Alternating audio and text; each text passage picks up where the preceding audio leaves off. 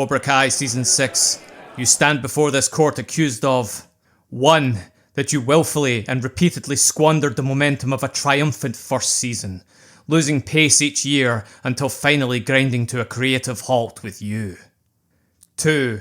That you knowingly lost focus trying to keep up with a bloated cast of characters, in the end struggling to do any of them sufficient justice. And 3. Most grievously, you tried the audience's patience, squandering goodwill with excessive callback scenes, indulging in trite teen melodrama, and reducing once compelling villains to farcical shadows of themselves. The prosecution argues that while the show began with a sharp, clever reinvention by re-entering the world through Johnny's embittered perspective, where Daniel's success looms as an inescapable monument to his own failure, it gradually lost its way.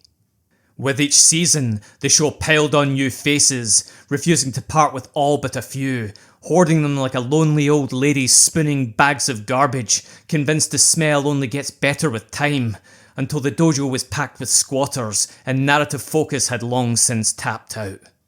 They say the heart of your story, about grudges, redemption, and the search for balance, was drowned out by teen angst, bloated subplots, and horribly misjudged humour that blazed a trail of clenched arse cheeks the world over.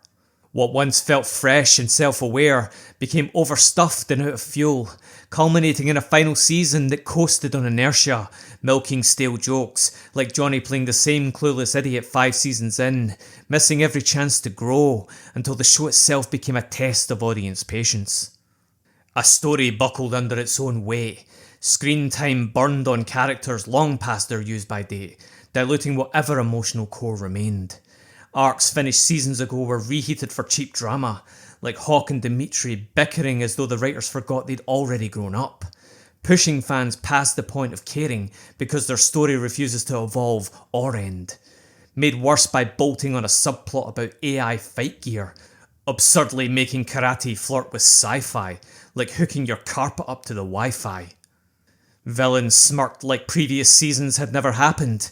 Characters continued changing allegiances like they were speed dating dojos, collapsing into farce, with every nook and cranny stuffed with grudge matches and member berries, like the writers raided every online bin for fan theories, ate the lot, then shat them straight onto the screen.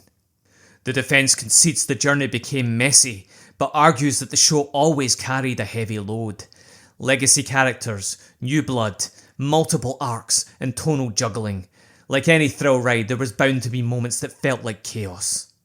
They say, however, that chaos was in service of something ambitious, a multi-generational story about failure, growth and redemption, one that honoured the old guard while giving the next wave room to grow, sometimes unevenly, but never without intent.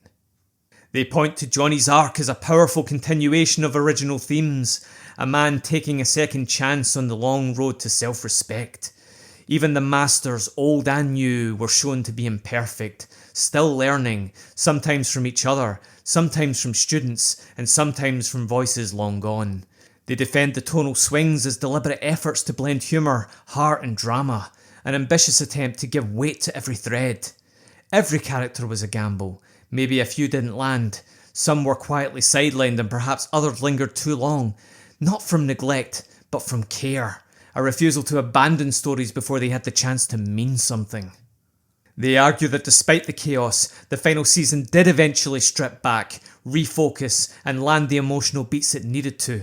Sacrifices were made, lessons were learned, and lives of promise were the reward for bravery and ambition. The conclusion rang true.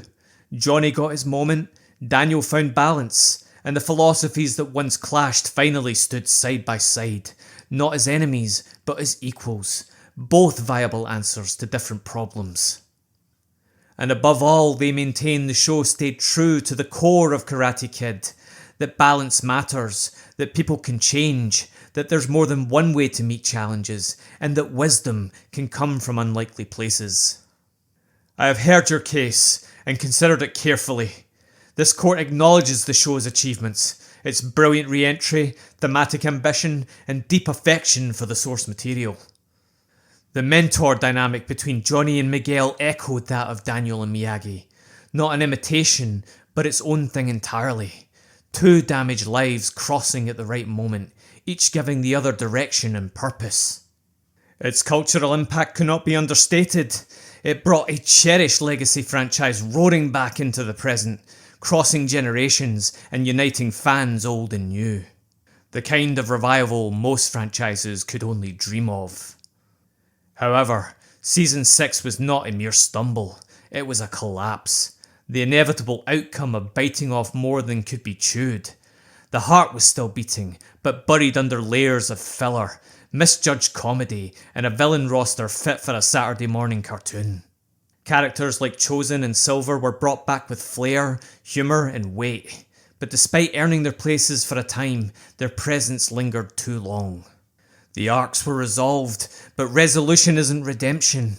You cluttered the story with far too many distracting subplots that dragged the story down instead of adding real depth. By the end, the question wasn't whether it would stick the landing, but whether anyone was still watching. Cobra Kai Season 6, this court finds you guilty on all charges. But this is a merciful court. It's clear what you were reaching for, and I see the potential for a cut that restores clarity and nuance from the noise. You are hereby sentenced to 6 months in the editing room. Trim the bloat, tighten the arcs, and recover the purpose that once made you special. Only then may balance be restored. The Honourable Judge Confusiasm, out.